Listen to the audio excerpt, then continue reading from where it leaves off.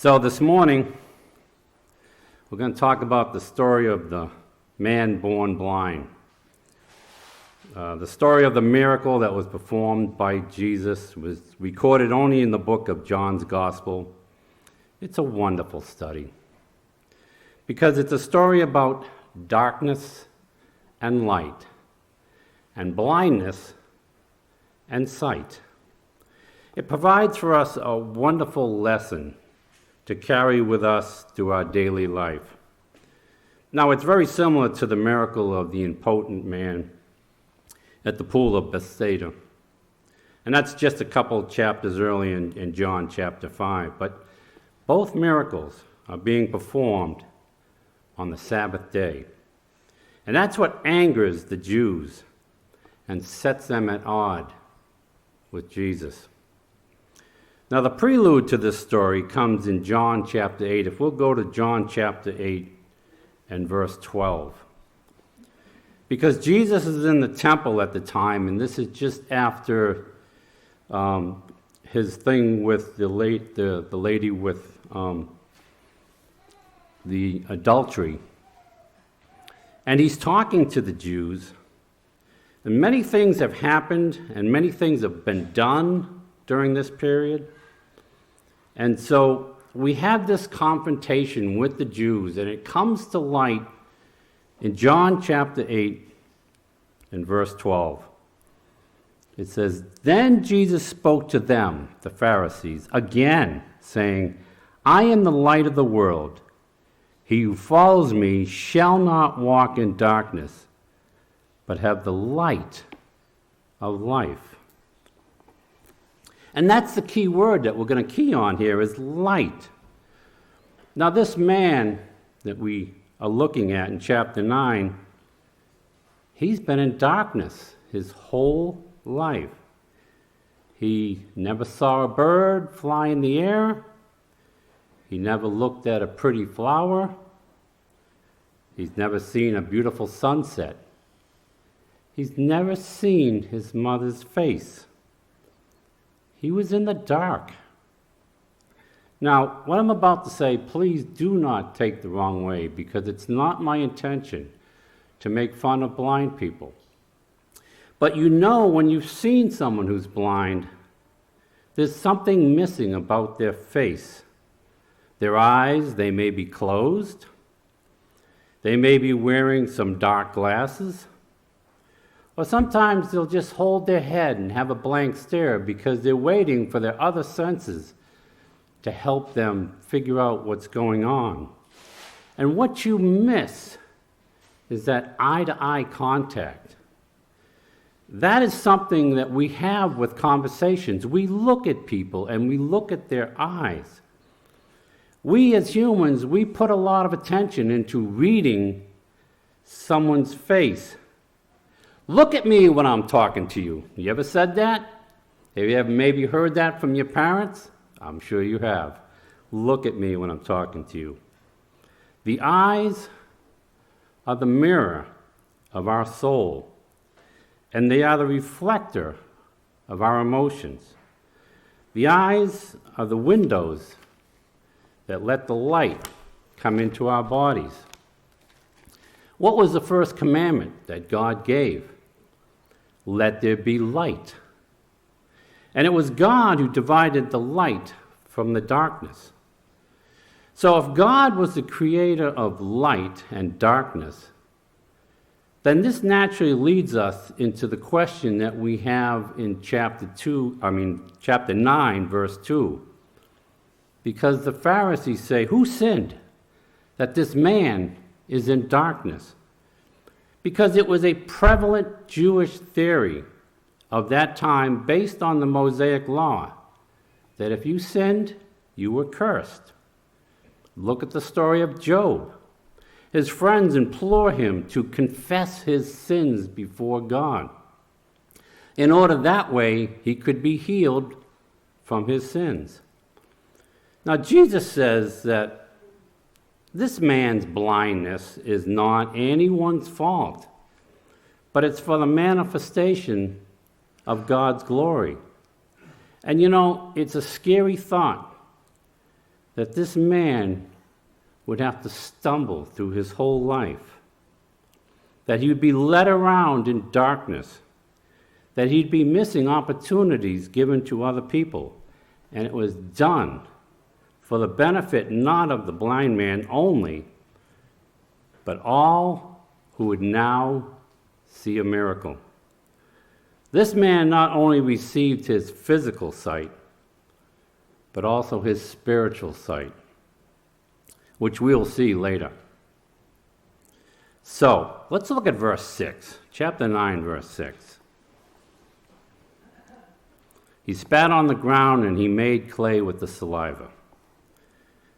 Making clay and anointing eyes, does this seem logical to you? No. No one, whether they're blind or not blind, wants to have dirt in their eyes. It's an irritation, it hurts. And it's something that needs to be alleviated quickly. Put yourself in the crowd. You're standing there. Clay? Clay?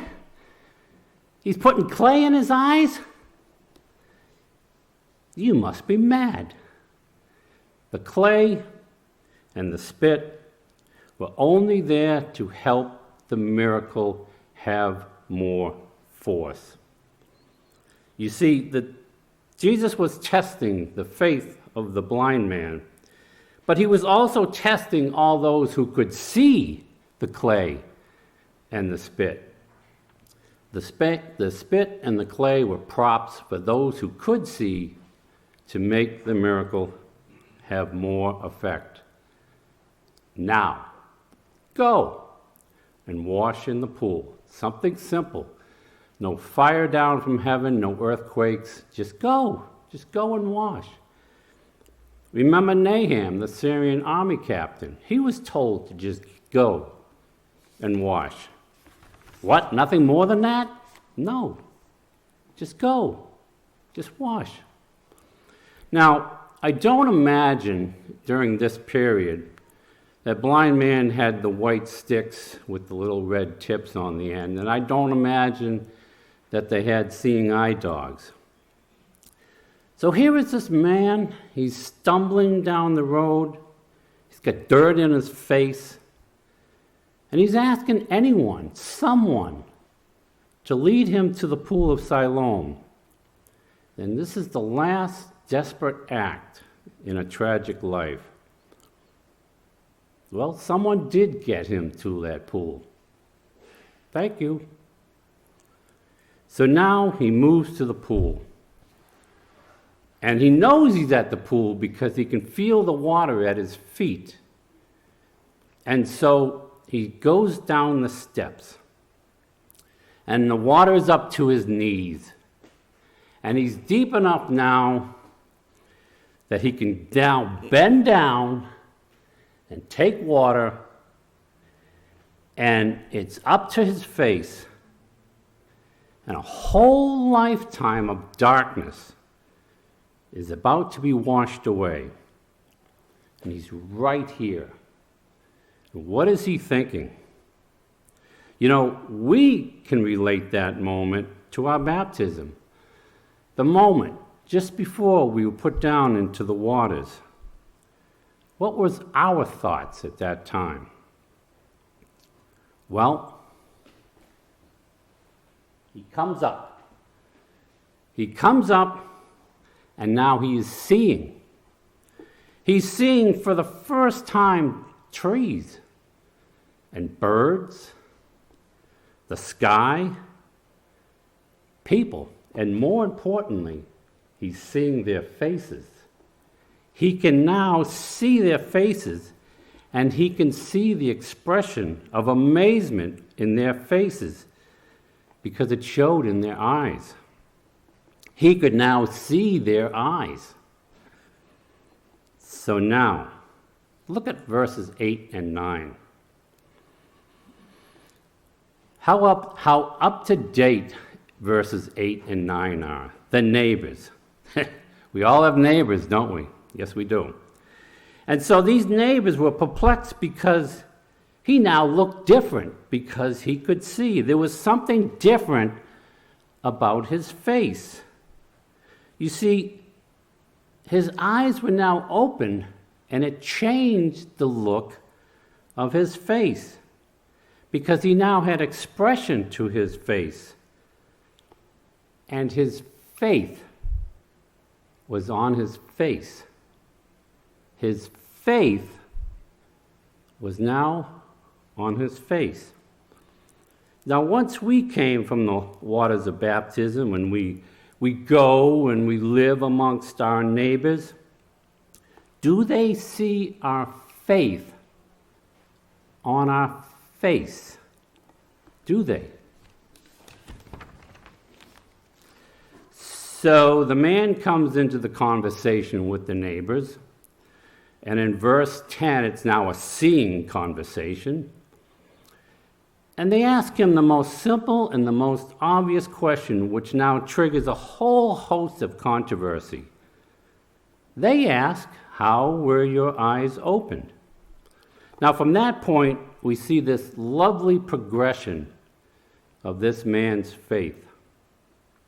Let's look at verse 11. He answered and he said, "A man called Jesus made clay and anointed my eyes and said to me, 'Go to the pool of Siloam and wash.' So I went and washed. I received sight." And you see, this is just a statement of the facts. There's nothing more, there's nothing less. These are just the facts. I went, I washed, I see. Verse 12 now. Where is he? Where is this man who told you to do these things? "I don't know," was the reply. Again, just the truth. The man was sent away blind, and when he returned, Jesus was gone. The man never spoke to Jesus to thank him, and what a thank you that would have been. Let's now look at verses 13 and 14. The neighbors, needing something more than just the facts, they take this man before the Pharisee council. And now we'll see really who is blind. Jesus made clay to put in our eyes of the blind man on the Sabbath day. Now this was done, Jesus did this to show that Jesus was the Lord and the owner of the Sabbath. But the Pharisees would not see the miracle. They would only see that work was done on the Sabbath. Look, he made clay on the Sabbath. We'll jump on him for that. Perhaps, maybe the Pharisees need some of this miracle clay on their own eyes. Verse 15. Then the Pharisees also asked him again how he had received his sight. He said to them, "He put clay in my eyes, I washed, and I see." Now, as the Pharisees are inquiring into this matter, we see that this man does not panic. "Oh dear, the Pharisees, what am I going to say to them?" Again, he just tells them what he knows, nothing more, nothing less. He put clay in my eyes, I wash, now I see. Verse 16, typical Pharisee reaction. This man, Jesus, is not of God because he works on the Sabbath day. And yet others with a little more balance, they say, well, how can this man that's a sinner do such miracles? That in itself would be a miracle. So there was division amongst this group. And the thing about Jesus and the Word of God is it makes people think, and it makes them analyze, and it makes them look at their beliefs. And yes, it does bring division. Darkness or light, blindness or sight. You don't have both at once. Verse 17. Not being persuaded, the Pharisees come at him again. This time, the man replies. What does he reply in verse 17? He is a prophet. Notice the progression of faith while being under scrutiny. It's growing. It's not shrinking away. When first asked what manner he saw, remember, verse 11 records a man called Jesus. But now in verse 17, he's telling the Pharisee councils he is a prophet. So it only grows and it only gets better from here. Verse 18. Still not convinced, the Jews now work on the parents, perhaps with the right motivation. They will say what the council wants to hear. Because remember, the good respect and the good standing in the temple, that with all its fringe benefits, that was a bargaining tool.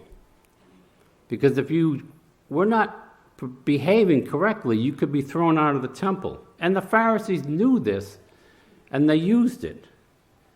So now they're working on the parents.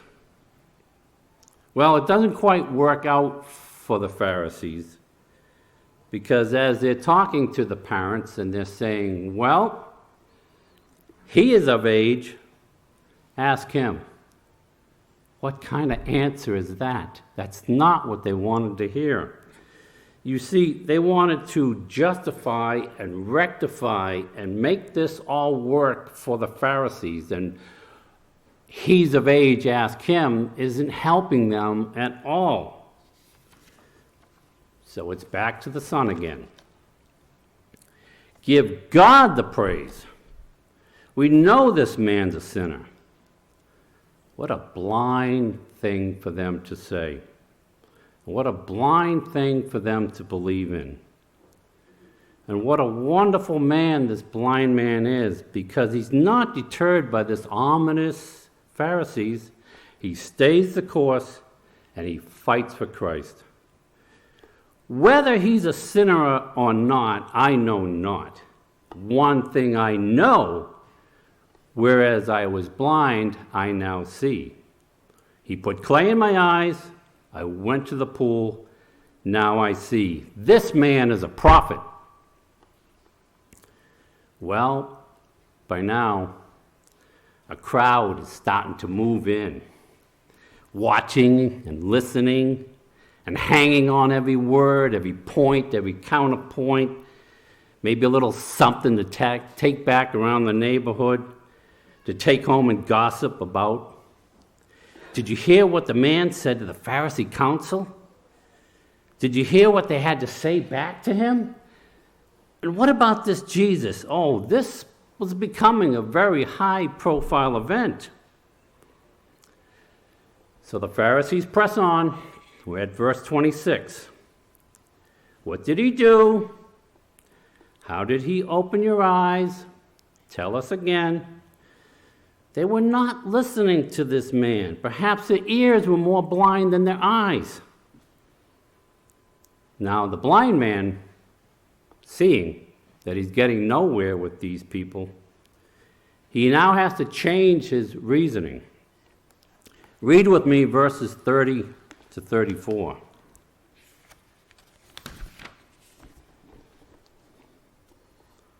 The man answered and said to them, why is this a marvelous thing that you do not know where he is from, yet he's opened my eyes?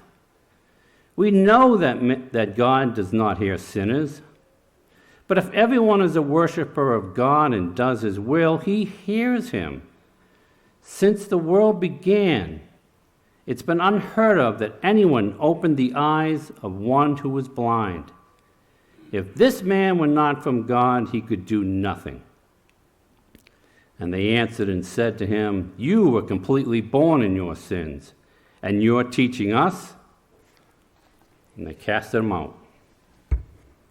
So, to paraphrase, he's saying, you, the great Pharisee council, are trying to tell me that you do not know this man, where he comes from, who he is, and yet he's made the blind able to see. If he was not from God, as you say, then how could he have performed this miracle? And maybe under his breath he was saying, "You're more blind than I am." His faith was on his face. Well, the Pharisees don't know what to do or what to say to win this debate and to save their own faces. So they do what I guess is the most logical thing for them to do. They cast him out of the temple. Now in verse 35, the Good Shepherd.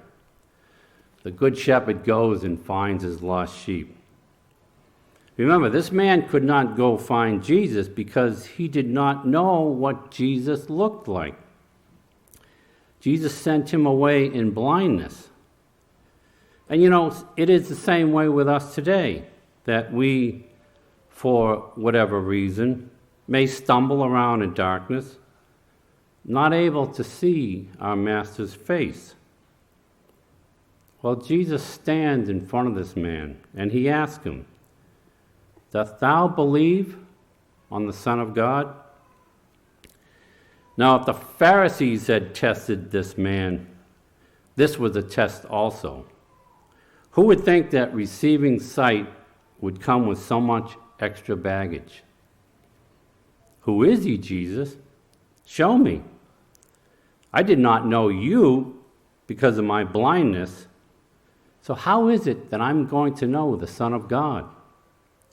Jesus replied, "You have both seen him, and it is I who stands before you and talks with you." You see, Jesus had first given the man sight in the physical sense, and now Jesus was giving the man knowledge. And Jesus wanted the man to know that the miracle that was performed was a manifestation of the power and the love and the grace and the mercy of God. It was more than sight that was given to this man. It was love. And so Jesus gave the man all that he needed. And it worked out very well for Jesus, because at the end of this conversation, after this question, was the culmination of spiritual strength, because he said, "Lord, I believe." So in verse 11, it was just a man called Jesus. But in verse 17, he's a prophet. And in verse 33, if this man was not from God, he could do nothing. And finally, in verse 37, "I believe." This is a wonderful, wonderful progression of faith by this blind man. This man, to wrap up, his life had changed on so many different levels. Perhaps now this man would now look to Jesus for guidance instead of his parents, who could not support him in his darkest hour. Facing up to the Pharisees was a darkness beyond any darkness that he experienced in blindness. He would live in darkness no more, not another day, because Jesus gave him light and Jesus gave him love. And the story concludes with the chastising of the Pharisees and stirring up their own consciousness. It gets them to take a better look at themselves, for Jesus states that he brings judgment and he brings division. So this story was a story about darkness and light and blindness and sight, and the choices that we make for ourselves. By the mercy of God, we have light instead of darkness. For knowledge is light indeed. And although we have never physically seen the face of Jesus, we know who Jesus is still the same. So as we walk in light and we move amongst our neighbors, each and every day growing in spiritual sight. Let our eyes be open continually, and let our face show our faith.